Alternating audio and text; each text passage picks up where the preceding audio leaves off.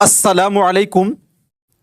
मैं निशात अहमद आप तमाम साथियों का बहुत बहुत इस्तकबाल करता हूँ, खैर मकदम करता हूँ, वेलकम करता हूँ आपके अपने ही यूट्यूब चैनल जीएस ऑनलाइन पर।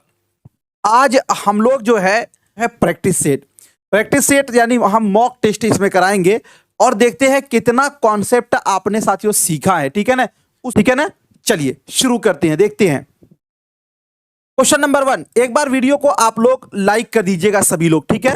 चलिए क्वेश्चन नंबर 1 में है, जबान इब्तदाई शक्ल में थी इशाराती जबान, गोयाई जबान, तहरीरी जबान और कवाइदी जबान। चलिए क्या होगा राइट आंसर। देखिए पूछा यह जा रहा है कि जबान जिसको हम लोग भाषा बोलते हैं वो इब्तदाई शक्ल में, आपको मैंने पढ़ाया था ना कि जबान जो है वो 3 तरीके का होता है। एक इशाराती जबान, एक होता है आपका तहरीरी जबान, एक होता है गोयाई जबान। ठीक है ना जी, जिसको हम लोग सौती जबान भी बोलते हैं।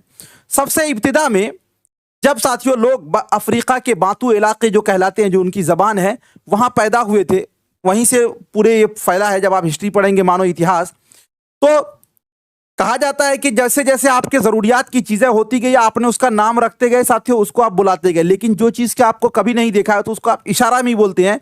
इसीलिए कहा जाता है कि जबान इब्तदाई शक्ल में जो है वो इशारती जबान थी। क्या थी? इशारती जबान थी। ऑप्शन नंबर ए आपका राइट हो जाएगा।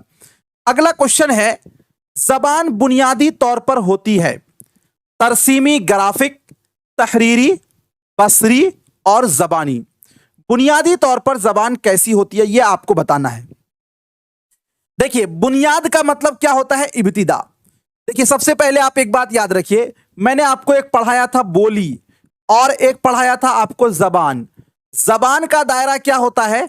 वसी होता है। और बोली का दायरा क्या होता है साथियों जी? इसके मुकाबिल थोड़ा कम होता है। नहीं, बोली का दायरा क्या होता है? सीमित होता है, यानी सीमित होता है।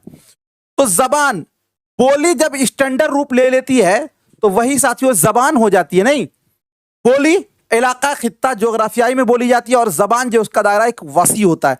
जबान बुनियादी तौर पर यानी इब्तिदाई तौर पर कैसी थी? तो वो जबानी थी। क्या थी साथियों? जबानी थी। ऑप्शन नंबर डी आपका क्या हो जाएगा? राइट हो जाएगा। अगला क्वेश्चन, एक बार वीडियो को लाइक कर दीजिएगा आप लोग। बच्चे को जबान से किस शक्ल में मुतारिफ करवाया जाता है?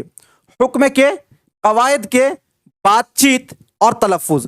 मतलब यह हुआ कि बच्चे को जब हम जबान से मुतारिफ करवाते, कोई बच्चा इब्तदाई अभी जबान सीख ही रहा, पैदा हुआ, तो उस वक्त हम कैसे उसको मुतारिफ करवाते हैं जबान से? ऑर्डर देते हैं क्या? नहीं।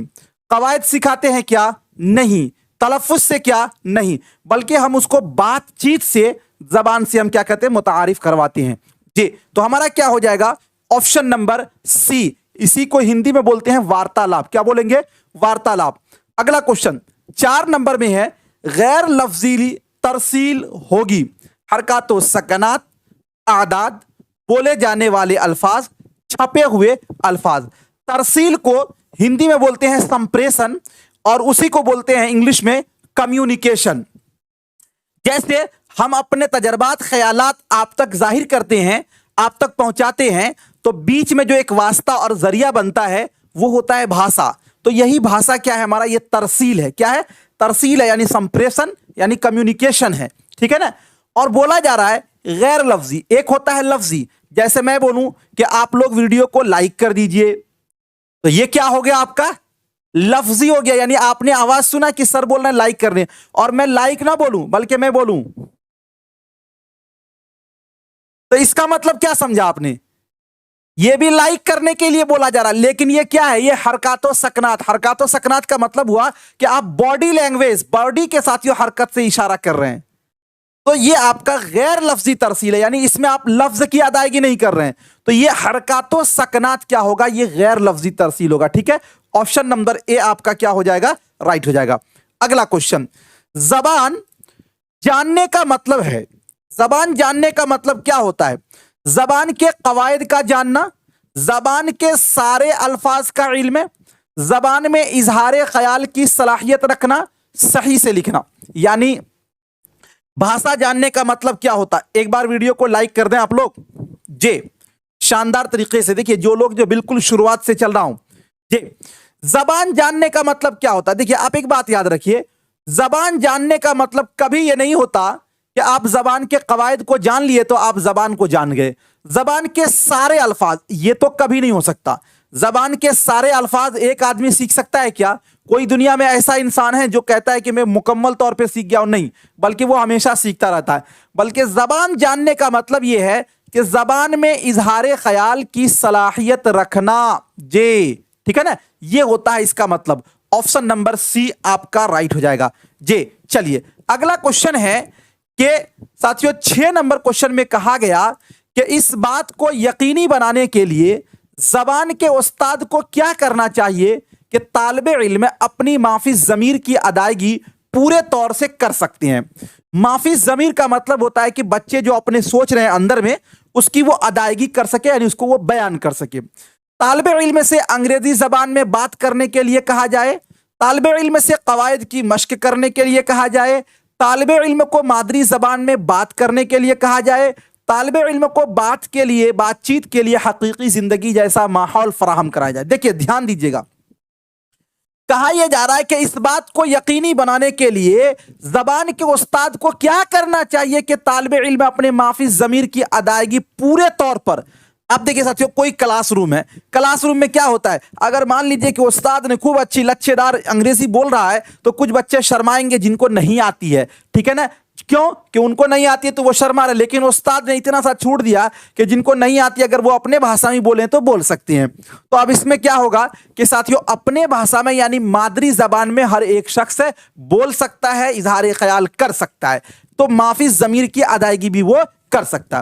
तो अंग्रेजी जबान में बातचीत करने के लिए ये तो नहीं होगा आपका।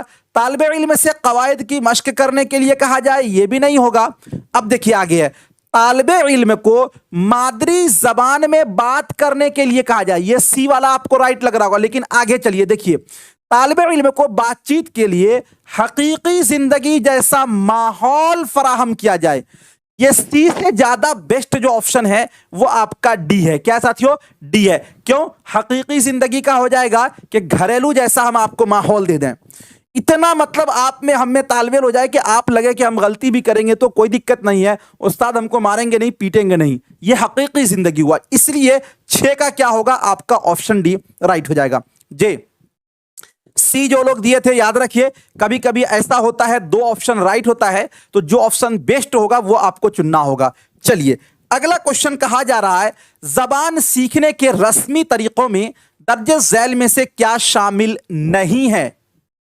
उस्ताद, लैब, स्कूल और घरेलू माहौल। देखिए सबसे पहले आप एक बात जान लीजिए, हम लोग जो जबान सीखते हैं वो 2 तरीके से सीखते हैं। एक सीखते हैं हम लोग रस्मी माहौल में और एक सीखते हैं गैर रस्मी माहौल में।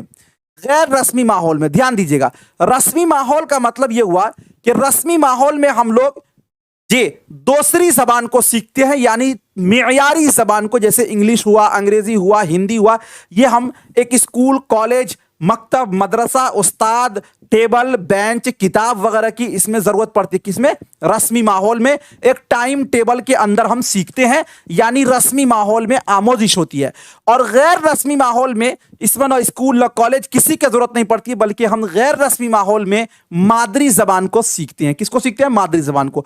अब हमको पूछा गया कि जबान सीखने के रस्मी तरीकों में दर्ज झैल में से क्या शामिल नहीं है, यानी जो रस्मी में नहीं है वो बताना।